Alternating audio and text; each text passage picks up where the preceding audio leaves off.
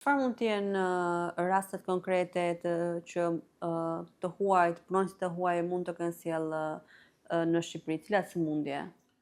Po në Shqipëri profili i vendit ton është shumë i ndryshëm nga profili i vendeve siç janë ato të Filipineve që vijnë kryesisht, siç janë vendet nga vendet e tjera ku po themi po merren punonjës të shumtë dhe ne nuk dim saktësisht se sa janë të vaksinuar dhe cila është kalendari i tyre i vaksinimit.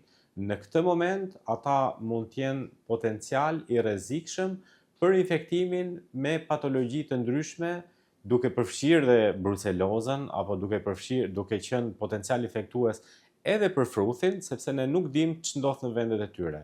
Janë vende të përfshira në edhe të miratuara, sepse shumë nga këto vende kanë problematika në raport me sigurimin ndaj qytetarëve tyre të elementeve bazë, po themi, të sigurisë shëndetësore dhe prandaj jo më kot ata emigrojnë nga vendi i tyre.